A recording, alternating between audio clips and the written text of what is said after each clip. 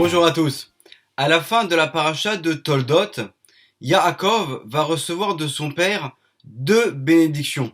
La première, c'est en fait la bénédiction pour la réussite matérielle. C'est cette bénédiction qui était initialement destinée à Esav et que Yaakov a réussi, sur les conseils de sa mère, à récupérer. Mais ensuite, tout à la fin de la paracha, il va y avoir donc une deuxième bénédiction que va recevoir Yaakov de la part de son père. Et cette fois-ci, c'est en fait la bénédiction qui depuis le départ était réservée pour Yaakov. C'est celle de la transmission spirituelle, de la tradition qui va passer de Yitzhak à Yaakov. Donc en fait, Yitzhak va bénir Yaakov pour que lui et ses descendants puissent toujours avoir une réussite spirituelle. Et donc forcément, à ce moment-là, Yaakov, qui est encore célibataire, aura besoin de trouver une femme qui soit digne pour se marier avec lui et pour finalement permettre la réalisation de cette bracha que va lui donner Yitzhak. Donc on va juste revenir un petit peu sur les versets et on va voir ensuite qu'il y a un problème par rapport à ce qu'on va trouver dans notre paracha de cette semaine. Donc je suis à la fin de la paracha de Toldot, au chapitre 28, tout au début. Vaïkra Yitzhak el Yaakov. Donc Yitzhak a appelé Yaakov. Donc c'est après l'épisode qu'il y a eu où Yaakov avait récupéré les bénédictions de Esav. Vaïvarer Oto, il le bénit. Vaïetzaveu vaïomerlo. Il lui a ordonné et il lui a dit Lo tikar isha mi benot Kenaan. Tu ne prendras pas une fille de la terre des filles de Kenaan. Kumler Padena Aram. Va donc à Padan Aram. Beta Betuel Avi Imecha. Dans la maison de Betuel, le père de Rivka. Vekar Lecha Misham Isha. Et tu prendras de là-bas une fille, Mi Benot Lavan, parmi les filles de Lavan, Achi Imecha, le frère de ta mère.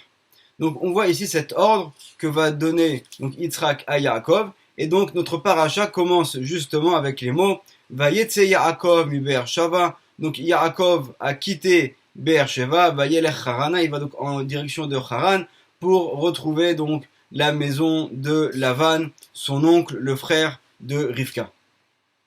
Ensuite, si on va un peu plus loin dans la paracha de Vayetse, donc après que Yaakov se soit marié avec Léa, puis avec Rachel, après avoir également épousé les servantes et donné naissance donc à la majorité de ses enfants, Yaakov donc va quitter la maison de Lavan. Et avant cela, il se réunit avec Rachel et Léa et il leur explique un petit peu quelle est la situation compliquée dans laquelle il se trouve. Et donc on est dans notre paracha au chapitre 31 où donc Yaakov, au verset numéro 4, il est écrit Vaïshlach Yaakov, donc Yaakov a envoyé Vaïkra les Rachel ou les Léa, donc il a appelé Rachel et Léa, il va donc s'adresser à ses deux épouses. Et il va leur dire donc au verset numéro 6 pardon, Ve'atena edatem, et donc vous savez, qui bechol kochi, de toute ma force, avati et avichem, donc Yaakov a été un berger fidèle et sérieux au service de Lavan, mais va'avichen, et votre père est Elbi, donc il s'est joué de moi, ve'echlif et maskurti aseret monim, et donc si on devait aller selon le sens littéral, on devrait dire que Lavan a changé le salaire de Yaakov 10 fois.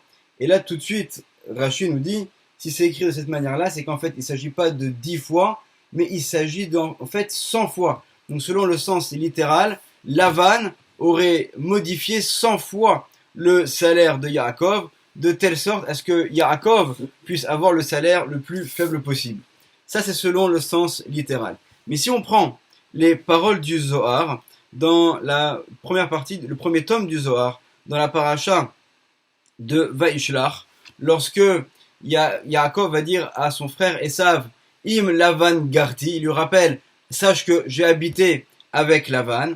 Donc là, ici, Rabbi Yehuda se pose la question, Amar Rabbi Yehuda, Mai Chama Yaakov de Shadar Lele Esav, Ve'amar Im Lavan Garti. En quoi est-ce qu'il y avait besoin que Yaakov dise à Esav qu'il a habité avec Lavan? Vechima Avad, Meshluchote de Esav Miladin. Donc, est-ce que vraiment il y avait besoin de dire cela? Je traduis de manière un peu plus générale. Et là, Lavan Arami Kale Azil Be'alma. Donc, Lavan était quelqu'un qui était connu à ce moment-là, dans le monde. De là, Ava Barnash de Ishteziv Mine. De où Hava Charash Bacharashin Verav Bakosmin. Pourquoi est-ce que Lavan était tellement connu à cette époque? Alors, contrairement, par exemple, à Abraham, qui lui aussi était connu dans le monde entier pour sa bonté et sa générosité. Alors, Lavan, à cette époque-là, lui, c'est exactement l'inverse. Il est connu parce que aucun homme n'a pu être sauvé de Lavan. Lavan, à ce moment-là, est le chef de tous les sorciers, de tous les magiciens mauvais qu'il y a à cette époque. Va avoy divor avin. Et son père, c'était Beor. Uvor avoy de Vilham dirtiv, Bilam ben Beor akosem. Et donc, en fait, il y a un lien de parenté entre Lavan et entre Bilham. Bilham, donc ce prophète qui a voulu aller et maudire le peuple d'Israël et qui lui aussi était donc un sorcier, quelqu'un de mauvais. Velavan, chacham becharashin vekosmim yatir mekuleu. Mais Lavan était le plus grand des sorciers qu'il y avait à ce moment-là. Vim kolda la yachil be Yaakov. Et malgré tout, il n'est pas parvenu donc à soumettre Yaakov. Uva'a le ovda le Yaakov bechama zinin ada udirtiv arami oved avi. Et donc il a essayé de différentes manières de provoquer la perte de Yaakov, comme il est dit, Arami oved avi. C'est plus tard donc dans le livre de Devarim. C'est un texte qu'on récitait au moment où on apportait les prémices au Beth Amikdash et on rappelait donc tout cet historique avec donc l'histoire également de Lavan. Et ensuite le texte dans le Zohar poursuit un peu plus loin et nous dit Ufruleu asra ziner charshin vekosmin dekuz tife dirtirin tataïn avec Lavan les kavela de Yaakov vela yachil. Donc en fait Yaakov a essayé par 10 moyens généraux dans la magie noire, dans les forces de la sorcellerie, de réussir à faire se soumettre Yaakov et il n'y est pas parvenu. Ada ou dirtiv, comme il est dit dans notre paracha, ce qu'on a vu tout à l'heure, ve'echlif et maskurti aseret monim. Lorsque Yaakov dit que son salaire a été modifié 10 fois, selon le sens littéral, en fait il ne s'agit pas du salaire dans le sens d'une paye, mais Yaakov veut dire à ses femmes que Lavan a essayé 10 fois des choses de magie mauvaise en puisant dans les forces du mal pour faire tuer Yaakov et il n'y est pas arrivé. Gechuleu aved Lavan le kavele vela siliku bidoi lav ashale dirti vechif et maskurti aseret monim velo netano Elohim lahara imadi. Donc maimonim ketargumo zinin. Donc en fait c'est quoi donc des monim, c'est quoi ces 10 fois dont on parle ici? Il s'agit en fait de 10 sorts de sorcellerie que Lavan a fait à l'encontre de Yaakov. Donc on voit en fait à la fin de notre paracha que finalement Lavan, chez qui Yaakov est allé spécialement pour trouver une fille qui soit adaptée, on voit qu'en fait c'est un véritable sorcier, c'est finalement l'homme le pire qui puisse y avoir à cette époque-là. Et pourtant, c'est chez lui que Yitzhak va envoyer Yaakov pour trouver une femme pour se marier. Donc là déjà, on a une grosse contradiction entre la fin de la paracha de la semaine dernière avec cet ordre qu'a donné Yitzhak et la fin de notre paracha à nous où on se rend compte que Lavan en vérité est un grand sorcier. Donc pourquoi est-ce que Yitzhak a pris un tel risque d'envoyer son fils chez Lavan? Et la question va être d'autant plus importante que Yitzhak connaît déjà Lavan, étant donné que dans la paracha de Chaye Sarah, Abraham avait fait jurer Eliezer de lui trouver une fille pour son fils Yitzhak, et donc là aussi, Abraham avait envoyé Eliezer donc dans son lieu de naissance à Abraham, et là il a rencontré donc ensuite Rivka, et au moment où il va également faire connaissance avec la famille de Rivka, il va rencontrer aussi Lavan. Et d'ailleurs Lavan, donc dans la paracha de Chaye Sarah, au chapitre 24, verset 31, lorsqu'il s'adresse à Eliezer et que Eliezer n'est pas encore rentré chez lui, il lui dit Vayomer bo beruch Hashem, viens toi qui es béni d'Hashem. Lama ta'amod bachutz, pourquoi restes-tu à l'extérieur? En fait, Eliezer avait peur que Lavan lui vole ses biens, donc il voulait rentrer seulement au moment où ses biens également rentreraient aussi avec lui à l'intérieur et ne pas laisser ses biens à l'extérieur et que Lavan puisse les voler et prétexter que quelqu'un est venu et les a pris. Et donc à ce moment-là, qu'est-ce que va lui dire Lavan? Ve'anochi piniti abayit. et j'ai libéré toute la maison, j'ai fait de la place pour vous. Mais on ne comprend pas pourquoi est-ce que pourquoi est-ce que la Torah le mentionne et qu'est-ce qu'il y avait besoin d'évacuer dans la maison pour que Eliezer puisse rentrer. Et là donc c'est Rashi qui va nous le révéler en se fondant sur le Midrash Rabbah sur Bereshit à la paracha numéro 60 au 8e paragraphe où il dit Piniti Abaït mais Avodat Elilim. En fait, Lavan avait retiré les idoles. Il savait que Eliezer venait de la maison d'Abraham, qu'il était monothéiste, qu'il croyait en un Dieu unique. Et donc, il savait que Eliezer n'accepterait jamais de rentrer dans sa maison s'il y avait encore des idoles. Donc, déjà, au départ, dans la première fois qu'on va voir Lavan dans la Torah, on se rend compte tout de suite qu'on a affaire à l'un des personnages qui est les pires, un idolâtre, quelqu'un qui est attiré par l'argent, comme le rapporte également le Midrash. Donc, comment se fait-il que Yitzhak va envoyer Yaakov chercher une fille dans la maison de Lavan? Alors, le Ben Ishraï va nous répondre à cette question, et c'est dans un livre qui s'appelle le livre Sod Yesharim. En fait, le Ben Ishraï a écrit plusieurs livres également dans le domaine de la halacha, de la loi juive, et notamment il y a un livre qui s'appelle le Rav Pe'alim, qui est un livre de questions et réponses dans le domaine de la halacha. Et à la fin de ce livre, il y a également des questions et réponses. Donc c'est un autre livre, mais qui est joint à celui-ci, qui s'appelle le livre Sod Yesharim, qui sont en fait des questions et réponses dans le domaine de la Kabbalah. Et donc là, ce que je vais vous lire se trouve dans le livre Sod Yesharim, dans le 4e tome, à la question numéro 7, où on va poser exactement cette question. Comment se fait-il que on voit que Léa et Rachel, qui étaient les filles de Lavan, et lorsqu'on sait que Lavan était un être tellement mauvais, comment se fait-il que on va voir que finalement Léa et Rachel, elles vont avoir la prophétie, elles vont être à un niveau en fait qui est extrêmement élevé. On voit que déjà même Léa, par exemple, elle pleurait parce qu'elle savait par prophétie qu'elle normalement était destinée à Esav. Sauf que comme on l'avait mentionné dans les années précédentes, étant donné que Esav n'a pas réussi à remplir son rôle, donc finalement c'est Yaakov qui va se marier avec elle. Mais on voit bien donc que Léa aussi était à un très haut niveau, Rachel également. Donc finalement, on se rend compte qu'elles ont un père qui est horrible, mais elles-mêmes, ce sont des filles qui sont des tzadékot, qui sont des filles parfaites. Donc comment est-ce qu'une telle chose est possible?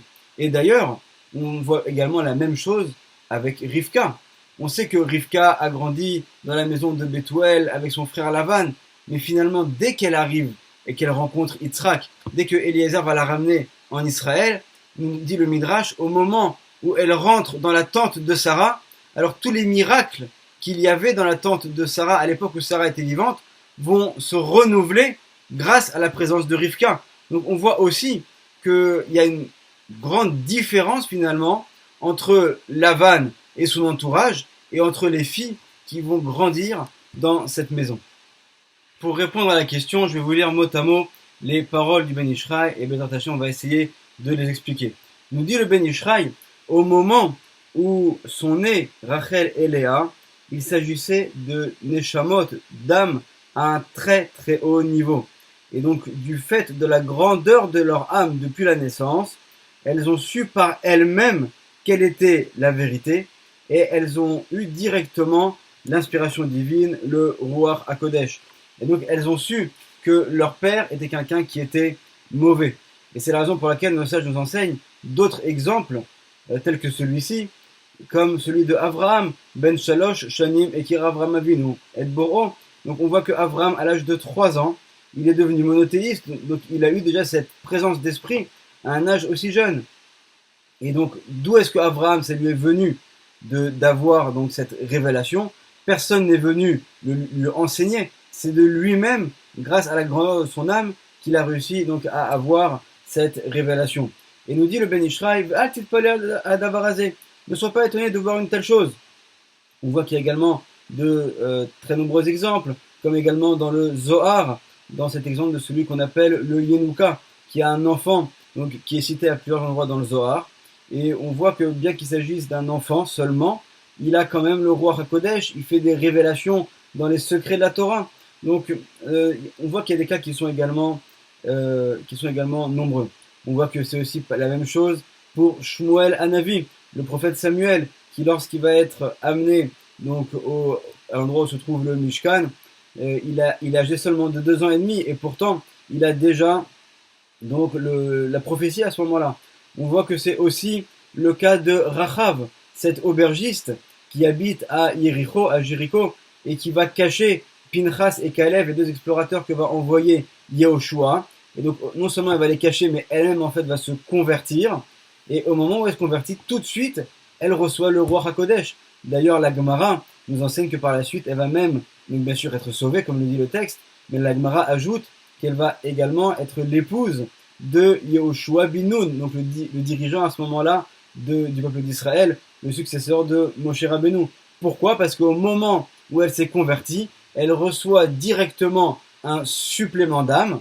D'ailleurs, entre parenthèses, cela va nous expliquer que dans le judaïsme, lorsque quelqu'un se convertit au judaïsme, c'est pas juste une action simple, c'est qu'en fait, au niveau de son âme, il va recevoir un supplément d'âme. Et donc, Rachav a le mérite à ce moment-là de recevoir un supplément d'âme tellement élevé que directement, elle va avoir la prophétie.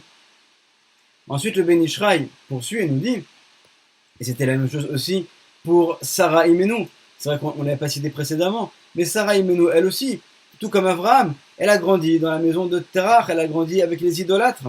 Donc, et bien qu'elle était donc parmi les Réchaïm, comme dit le Ben Ishraï, pourtant, elle s'est éloignée de l'idolâtrie. C'était également le cas de Rivka, comme on l'a cité. Donc, avant que vienne Eliezer la chercher, elle aussi, elle vivait dans un entourage qui était très mauvais. Et c'est également la même chose pour Rachel et Léa, qui, grâce à la sainteté de leur âme, elles ont pu avoir directement le roi HaKodesh, l'inspiration divine, depuis l'âge de l'enfance. Et donc, elles ont tout de suite connu Hachem, elles ont connu Hachem par elles-mêmes. Elles se sont séparées de Lavan, en tout cas d'un point de vue de la manière de voir les choses de Lavan. Elles ont fait totalement une séparation psychologique, mentale de leur père.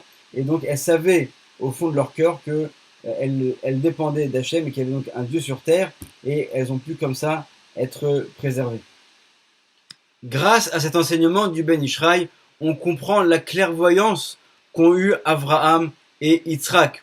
En fait, Abraham et Yitzhak sont allés au-delà des apparences. Ils n'ont pas regardé quel était l'environnement dans lequel se trouvait leur future belle-fille, mais ils ont cherché à savoir quelle était leur âme, quel était leur midot, leur trait de caractère.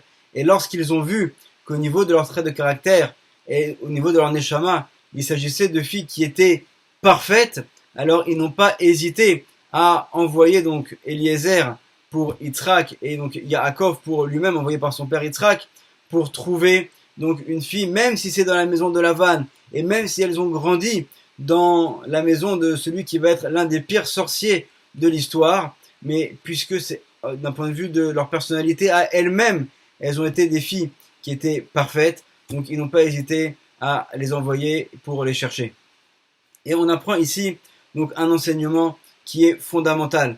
Abraham et Yitzhak ne se sont pas arrêtés uniquement sur les apparences. Ils n'ont pas jugé la personne seulement sur son aspect extérieur. Ils ne se sont pas dit, bon bah ces filles-là, elles descendent de Lavan, donc forcément, elles sont comme lui. Ils ont été très prudents dans leur jugement. Ils ont su chercher et voir qu'est-ce qui était à l'intérieur, qu'est-ce qui était dans le cœur de ces filles qui ont grandi chez Lavan. Et finalement, on voit qu'ils ont réussi dans cette mission et que ces filles-là, qu'il s'agisse déjà de Sarah, bien évidemment, qui a grandi chez les idolâtres, de Rivka, qui a grandi donc avec Bethuel et Lavan, et de Léa et Rachel, qui sont les filles de Lavan. On voit que finalement, ces 4 femmes vont être des matriarches, vont être finalement celles qui vont donner naissance à tout le peuple d'Israël. Alors bien sûr, c'est un enseignement pour nous de savoir de quelle manière on doit porter notre regard sur notre prochain et d'essayer d'agir un petit peu comme ce qu'ont fait Abraham et Yitzhak. De savoir qu'on ne doit pas juger la personne sur son environnement. Alors bien sûr, parfois l'environnement peut donner des indications importantes et parfois il y a des cas extrêmes pour lesquels il vaut mieux prendre ses distances et ses précautions. Mais lorsqu'on a quelqu'un qui est face à nous ou qui vient vers nous, ne pas hésiter à regarder non pas son apparence extérieure, mais qu'est-ce qu'il y a au fond de son cœur. Ne pas regarder quelle est la couleur de sa kippa ou est-ce que Birla il a une kippa, mais de voir plutôt qu'est-ce qu'il y a à l'intérieur. Quelle est cette neshama qui est dans ce corps et qui se tient devant nous à ce moment-là. Et dans chacun d'entre nous, quel qu'il soit et quel que soit son niveau, il y a une étincelle de divinité en lui. Alors parfois il s'agit seulement d'une étincelle qui est toute petite, mais cette étincelle elle est toujours allumée chez chacun d'entre nous, quels que soient ses actes et quelle que soit sa situation. Donc il y en a chez qui c'est une toute petite étincelle, mais elle est quand même là, il faut savoir la trouver. Et il y en a d'autres chez qui c'est flagrant, c'est carrément même un feu ardent qui se trouve chez cette personne-là. Mais quel que soit le niveau, savoir regarder l'intériorité. C'est ce qu'ont fait Abraham et Yitzhak. Et c'est un enseignement qui est tellement important dans notre génération, où c'est grâce à l'union, c'est grâce à l'amour entre nous, où on pourra faire venir Bezrat Hashem le Mashiach. Attention, il faut aussi se mettre en garde. On ne nous demande pas d'aller dans le Gehinam, on ne nous demande pas d'aller nous mettre en danger nous-mêmes. Et comme le sage nous enseigne, Chayecha vechayecha verecha, chayecha kodmim. Lorsqu'il s'agit de ta vie ou de la vie de ton prochain, ta vie est prioritaire. Il s'agit bien sûr également de la vie spirituelle. Donc on ne demande à personne de se mettre en danger d'un point de vue spirituel. Mais par contre, on a tous l'obligation, lorsque quelqu'un vient vers nous, ou lorsqu'on se trouve à côtoyer quelqu'un, d'essayer l'obligation, pas d'essayer, de le juger de manière qui va être positive, de voir toujours au-delà des apparences, et on pourra découvrir qu'il y a beaucoup de personnes qui, au-delà des apparences, cachent en eux une intériorité, une profondeur ou des choses qui sont donc à un niveau extrêmement élevé. Et donc c'est un enseignement ici dans notre paracha. Et c'est grâce à cela que nous pourrons faire venir la Géoula. D'essayer, même pour nous-mêmes, de travailler